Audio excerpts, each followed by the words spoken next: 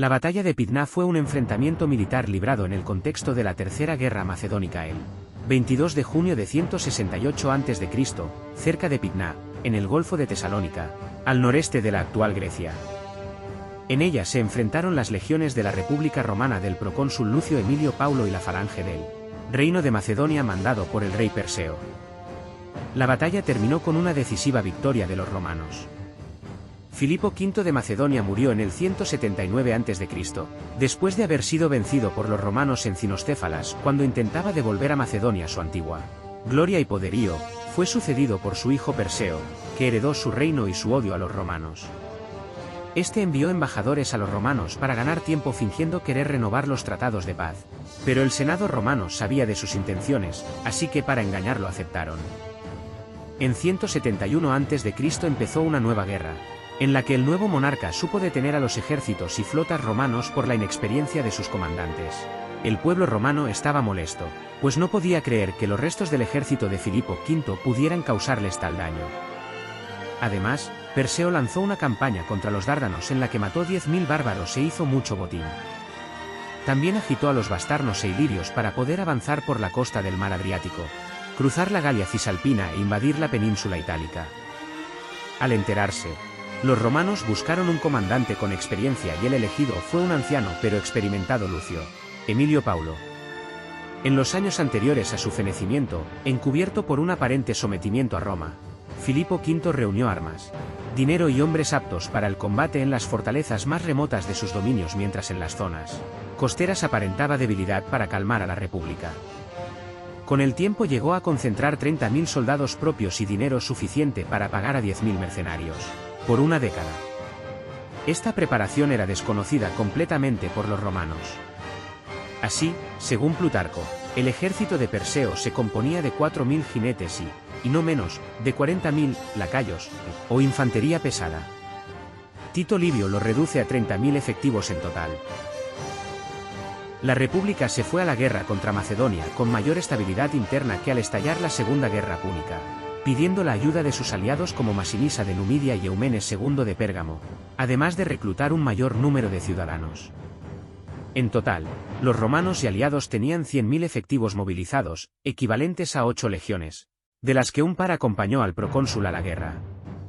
Eso significa que Paulo tenía para su campaña al típico ejército consular de la época: 2 legiones de ciudadanos, 2 alae, alas, de socii, socios, itálicos y auxiliares locales.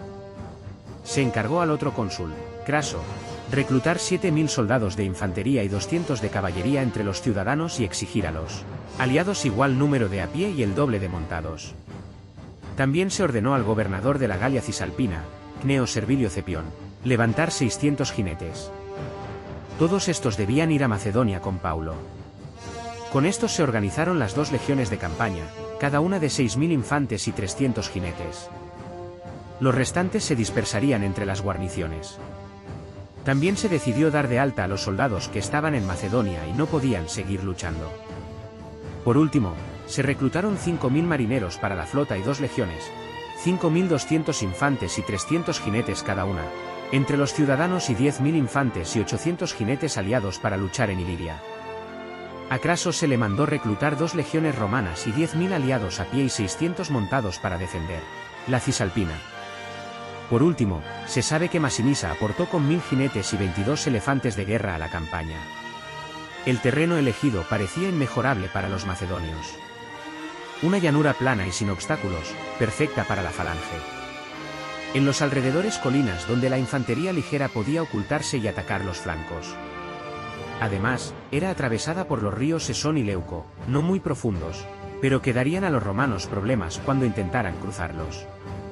Paulo, tras recibir los informes de Násica, avanzó hasta la llanura, pero cuando vio las posiciones y número del enemigo ordenó detenerse. Sin embargo, los oficiales más jóvenes, sobre todo un envalentonado Násica, le insistía en que diera batalla. El viejo procónsul le respondió sonriendo: sí, si tuviera tu juventud, pero muchas victorias me enseñaron los errores de los vencidos y me prohíben unirme a la batalla inmediatamente después de una marcha con una falange que ya está elaborada y completamente formada. Mandó a sus mejores cohortes formar una pantalla mientras el resto de la tropa cavaba trincheras y construía un campamento. Así, sin que los macedonios se dieran cuenta, los romanos habían roto filas y no estaban en condiciones de luchar. El rey Perseo tampoco estaba muy interesado en atacar y no hubo batalla ese día. Al día siguiente Paulo montó su caballo y empezó a ordenar al ejército que formara para la batalla. Entretanto, Escipión Násica volvió de la escaramuza, donde había sido enviado a inspeccionar, anunciando que Perseo se acercaba con todas sus fuerzas. La primera línea macedonia la formaban los tracios, altos guerreros con túnicas negras cubiertas por armaduras negras, largas espadas y escudos relucientes, lo que les daba un aspecto feroz. Le seguían otros mercenarios de muchos pueblos, incluyendo panonios, todos ellos armados según su etnia. Una tercera fila estaba formada por macedonios con armaduras doradas y abrigos escarlatas, los leucáspidas, a los que seguían la falange con sus escudos de bronce gritando vítores, los calcáspidas, que formaron a la derecha de la línea. Sus flancos iban protegidos por la infantería ligera, siloi, peltastas e hipaspistas. La llanura se iluminaba con el brillo de sus armas y en las colinas se escuchaba el eco de sus cánticos. Estas fuerzas fueron tan rápidas que se aproximaron muchísimo al campamento de los romanos. Los romanos formaron sus manípulos en su línea triple tradicional, asteros, príncipes y triarios, enviando los vélites delante para tantear los puntos débiles de la falange. Los romanos se acercaron, pero no podían acercarse a los macedonios para atacarlos con sus gladius, espadas cortas, porque la falange los alejaba con sus sarisas, picas. El muro de escudos y lanzas tan potente llegó a atemorizar al procónsul, que nunca antes había enfrentado algo así y en los años posteriores lo reconoció. Sin embargo, ante sus soldados se paseaba alegre y sonriente, sin yelmo ni coraza.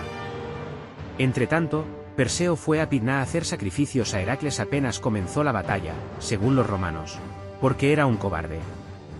Sin embargo, un tal Posidonio de Apamea, que afirma ser veterano de esa guerra, dice que el monarca no se retiró por cobarde sino porque el día anterior su caballo le había dado una patada en la pierna. También que el rey mandó que aunque sus amigos le decían que no lo hiciera por su herida, ordenó traerle un caballo de carga y lo montó sin armadura para animar a su falange. Fue en ese momento que lo alcanzó un pilum romano. El rey huyó con su caballería sin luchar en la batalla decisiva.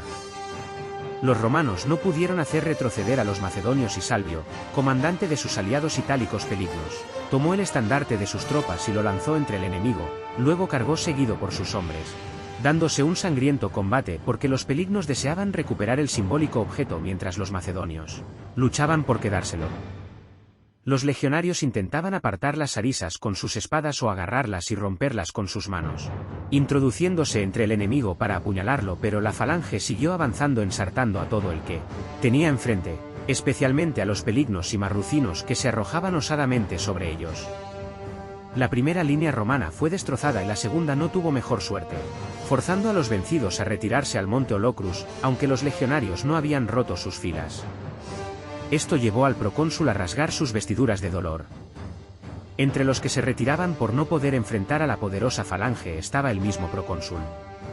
Pero sucedió que el terreno en que entraron los macedonios era muy accidentado en que no podían mantener su falange unificada. Paulo vio que la línea enemiga presentaba fisuras y los macedonios se separaban entre sí. Los que entraban por zonas elevadas quedaban separados de los que se introducían en las áreas más llanas. Además que la línea macedonia parecía haberse estirado demasiado. Según Sexto Julio Frontino, esta retirada se produjo por orden del procónsul para atraer a Perseo a un terreno irregular que ya había seleccionado. Paulo dio órdenes a sus oficiales y estos a sus soldados. Con él mismo a la cabeza de una legión, los manípulos atacaron por las fisuras con rapidez. Los legionarios quedaron admirados al ver cómo el procónsul, un anciano con 6 décadas de vida, se lanzaba a la carga y pronto el espacio entre ambas fuerzas desapareció. En su caso particular, Paulo dirigió su unidad contra los calcáspidas. Entretanto, el legado Lucio Albino mandó la otra legión contra los leucáspidas, que estaban en el centro macedonio. En el ala derecha romana, la caballería aliada cargó precedida por los elefantes e hizo retroceder a la izquierda enemiga.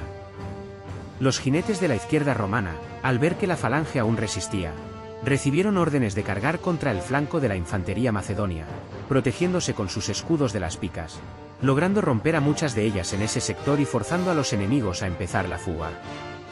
En el centro, la legión de Albino dispersó a la falange, cuyos soldados primero se desordenaron. Luego vacilaron y finalmente rompieron filas. Las líneas macedonias eran irresistibles con formación compacta y las sarisas listas, como habían aprendido los pelignos al comienzo de la batalla, siendo posible que de haberse mantenido firmes las legiones hubieran sido derrotadas. Pero cuando el soldado macedonio debe luchar individualmente no puede girar adecuadamente por el peso y longitud de las picas, por lo que son muy vulnerables si un ataque por la retaguardia o los flancos rompe sus filas. La falange fue masacrada desde todos los lados hasta que los supervivientes huyeron al mar, algunos arrojándose a las aguas y pidiendo a las tripulaciones de la flota que los dejara abordar. Pero los marineros, al ver la masa de hombres, creyeron que venían a atacarlos y se adentraron en el mar, forzando a los sobrevivientes a nadar aún más. Finalmente, los tripulantes empezaron a atacar a los supervivientes confundiéndolos con enemigos y les forzaron a volver a la costa, pero ahí fueron pisoteados por los elefantes, cuya caballería había llevado hacia la playa. Al final, la flota macedonia acabó atacada y sufriendo muchas pérdidas. El procónsul acabó rápida y victoriosamente la guerra gracias a su propia habilidad y no por la fortuna en opinión de Plutarco. Esta victoria le dio mayor gloria a la república que la victoria sobre los cartagineses, pues Macedonia había sido el país que había conquistado un gran imperio siglos antes. Acorde a Plutarco, los macedonios sufrieron más de 25.000 muertos, mientras que sus contrincantes apenas 80 según Nasica y 100 según Posidonio. Tito Livio rebaja las bajas de los vencidos a 2.000, lo que sigue siendo la mayor derrota que habían sufrido los macedonios, además de 6.000 prisioneros y 5.000 que se dispersaron por el país. Los vencedores habrían sufrido 100 muertos, la mayoría pelignos. También hubo un número mucho mayor de heridos. Se permitió a la infantería robar lo que pudieran de los muertos y a la caballería saquear la campiña, pero sin alejarse a más de 2 días del campamento, que se trasladó más cerca de Pydna y el mar. También se enviaron cartas a Roma anunciando la victoria. Los macedonios e ilirios capturados fueron liberados como señal de misericordia. Destacó en la batalla Marco Porcio Catón Liciniano, hijo de Catón el Viejo y yerno del procónsul.